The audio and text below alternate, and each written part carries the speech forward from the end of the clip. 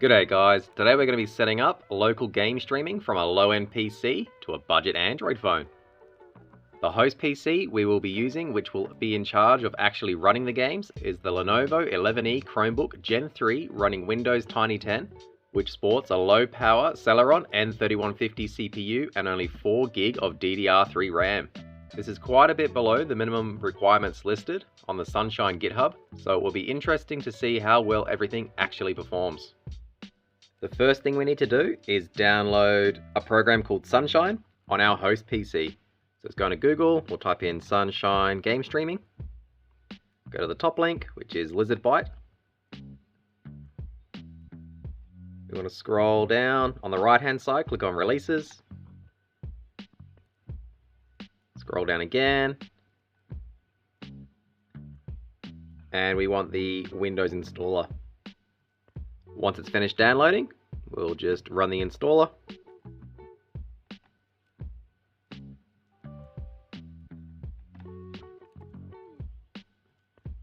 Let's go next. I agree. Next. Next. Next.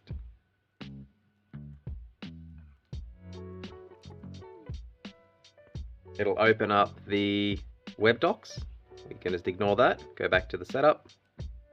And finally click finish. It was that easy to install. As you can see, it is running in the background. So if we go down to our system tray, click on Sunshine, click on Open Sunshine, it'll bring us to the web interface. If you get this error, just click Advanced, scroll down a little bit and click Proceed. So the first step is to set up a local password. I'll keep the username as Sunshine, and for password, just for testing, I'll put it as password. Nice and easy. It's going to reload in a second. And again, log in. So the username, which was default, you can change it, but we left it as Sunshine. And the password, which again was just password. Obviously, don't you put password. This is just for testing. So now that we're in, we actually want to add an application. At the very top, we want to click Applications. And there's already two there, Steam, Big Picture, and Desktop. I'm going to go Add New. And I'm going to call it Jump King.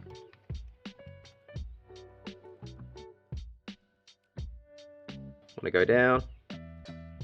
The command is the actual application we'll be running. So to find that, we'll just open up File Explorer.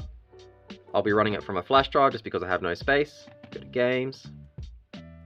Jump King. It's already installed to the flash drive. And I want to copy and paste the location. So just at the top, copy and paste that. Go back to Sunshine. Because there is a space in my address, I will have to put it in quotes. So I can just do that. Slash. Go back to Jump King. And the actual executable is called Jump King. So again, just copy and paste the full file name, which is jumpking.exe. Make sure you do have the .exe on the end of it. And then close quotes. And if we scroll down a little bit, it says there's an option for an image. So I'll go find cover. It actually already found it. I didn't need to do that. So we'll just select the default.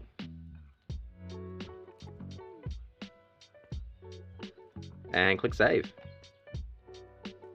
So that's the host side complete. We'll move over to our Android phone and set up the streaming client.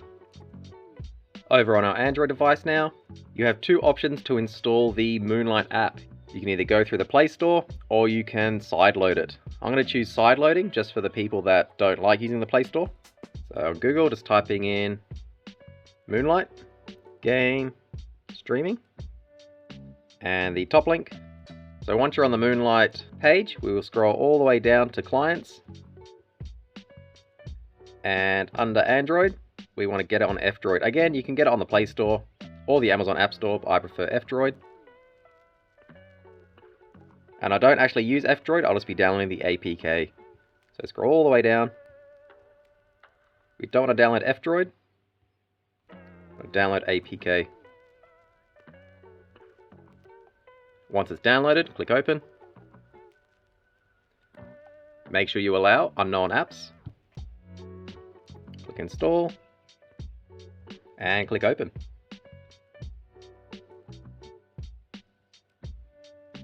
It will try and find your Sunshine host PC. So just make sure you are on the same network, and it's that one there, it's the only one, so click on that. It's going to give you a PIN number, which for me was 1390. So I'm going to go back onto the host laptop and we'll enter it in there. Back on our host PC, we're going to go to the top, click on PIN, and it was 1390. Again, it's going to be different for you. And that's the host PC side finally finished.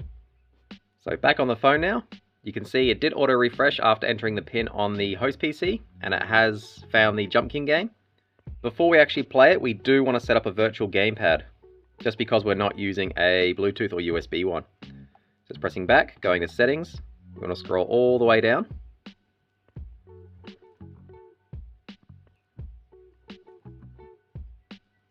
We want to enable on-screen controls, and that's it. Click back again, click back on our host PC, and finally Jump King. So you can see it's already showing the host PC desktop briefly. It is a little bit slow to load just because it is running on a low-end Chromebook from a flash drive. And there it is there. So we can go continue game.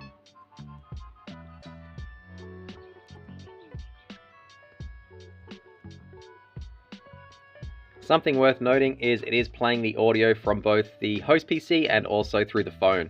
So that could be a little bit annoying. So there's very little lag actually. I'm impressed. Definitely playable.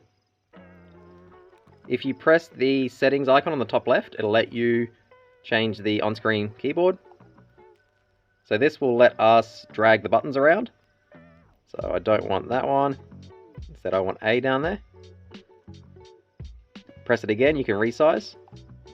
And pressing it again will lock the settings. So now I have jump at the bottom and up, down, left, right on the left hand side.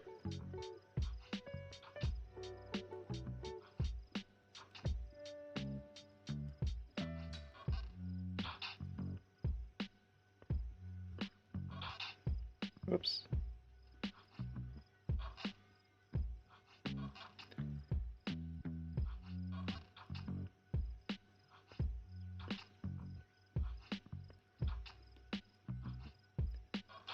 It's a lot harder playing on such a small gamepad,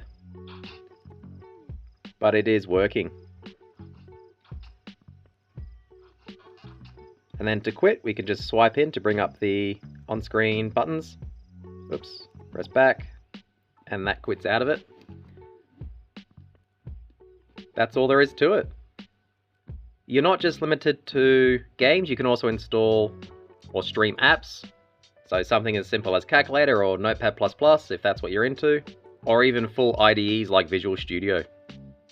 So as you can see, it did actually perform really well considering we're using a low-end Android phone as the client, and a fairly old low-end Celeron based Chromebook for the host PC. As mentioned, it was a fair bit under the minimum system requirements, but it did still work. Obviously, you won't be able to run high-end AAA games on a low-end laptop, but if the laptop can play the game pretty well as it is, you should be able to stream it to a device. I think that'll do it for today. If you have any questions or comments, let me know down below. Otherwise, thanks for watching.